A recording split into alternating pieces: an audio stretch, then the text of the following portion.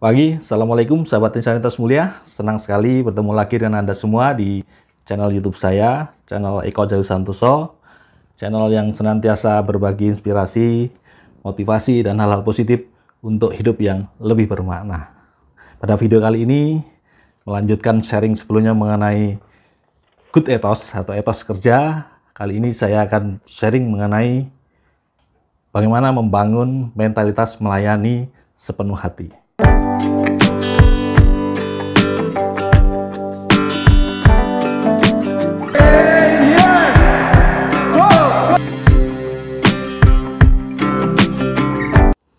Oke sahabat, bagaimana kabar Anda hari ini? Semoga makin sehat, bahagia, sukses, berkah.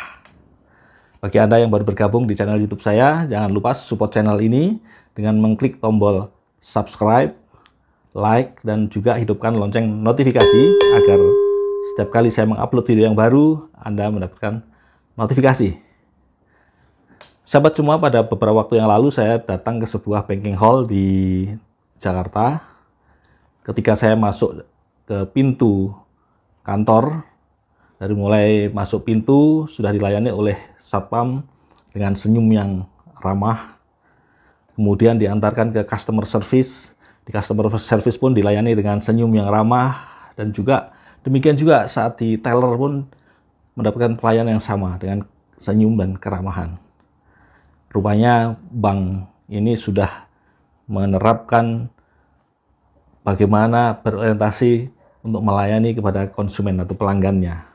Inilah sebuah contoh bagaimana sebuah organisasi sudah melakukan internalisasi kepada semua SDM-nya secara seragam untuk bisa memberikan pelayanan yang baik atau pelayanan yang ramah, yang sepenuh hati kepada konsumen atau kepada pelanggannya. Sahabat, di era kompetisi sekarang, bukan hanya organisasi, bukan hanya bisnis yang perlu memiliki orientasi pada pelanggan dengan kemampuan melayani sepenuh hati, tetapi juga secara pribadi, setiap karyawan, seorang profesional, apapun jabatannya, manajer ataupun seorang leader, maka sangat penting untuk memiliki mentalitas melayani sepenuh hati kalau ingin menjadi seorang profesional atau karyawan yang unggul dan sukses. Setiap orang sebenarnya memiliki kemampuan untuk melayani, tetapi tidak setiap orang bisa memiliki mentalitas melayani sepenuh hati. Karena untuk memiliki mentalitas melayani sepenuh hati ini diperlukan kesadaran dan juga kemampuan untuk bisa memaknai lebih apa yang dilakukannya, atau memaknai lebih bernilai dari apa yang dikerjakannya, apapun profesinya. Jadi ketika Anda mampu memaknai apa yang Anda lakukan dengan lebih bernilai, maka itu akan memunculkan kemampuan untuk bisa memiliki mentalitas melayani sepenuh hati. Nah, pada buku saya ini, buku Good Ethos, buku yang kelima ini, ada 3 cara yang saya tulis juga di sini, yang saya sharingkan kepada Anda kali ini, untuk mengembangkan mentalitas melayani sepenuh hati. Yang pertama adalah mampu memaknai pekerjaan ataupun profesi apapun yang Anda lakukan saat ini sebagai ladang amal ibadah. Kita tahu bahwa ibadah itu bukan sekedar melakukan secara ritual. Secara lebih luas, ibadah itu termasuk di dalam apa yang kita lakukan dari pekerjaan dan hal-hal yang kita lakukan sehari-hari. Itu adalah bagian dari nilai ibadah, karena apapun yang kita lakukan itu akan dipertanggungjawabkan kepada Allah Sang Pemberi kehidupan. Jadi ketika kita mampu memberi makna lebih bahwa apa yang kita kerjakan adalah bagian dari ibadah, maka itu akan bisa menumbuhkan keikhlasan kita, kesediaan hati kita untuk melakukan kebaikan, memberikan pelayanan dengan ikhlas, memberikan kemanfaatan kepada orang-orang yang kita layani, orang-orang yang kita temui di dalam setiap apa yang kita lakukan dalam pekerjaan tersebut. Jadi yang pertama tentu bangun kesadaran bahwa apapun profesi Anda saat ini yang Anda lakukan, entah itu sebagai karyawan, sebagai pimpinan, sebagai owner, sebagai profesi di swasta ataupun profesi di ASN, kalau Anda niatkan bisa Anda lakukan sebagai bagian dari ibadah, maka itulah yang akan mampu menumbuhkan kesediaan hati untuk melayani kepada orang-orang yang Anda temui dalam pekerjaan dengan sepenuh hati. Jadi melayani itu bukan hanya kepada konsumen, tetapi juga kepada secara horizontal kepada teman-teman Anda, secara vertikal kepada atasan atau pimpinan Anda, juga ke bawah ke anak buah atau orang-orang yang Anda pimpin, dan juga kepada semua orang yang berkaitan dengan pekerjaan Anda, entah itu pelanggan ataupun supplier ataupun relasi dan sebagainya. Jadi memiliki mentalitas itu sangat penting dalam membangun hubungan yang baik dan juga akan meningkatkan kualitas diri Anda, dan itu akan menjadi kunci bagi keberhasilan Anda. Itu yang pertama.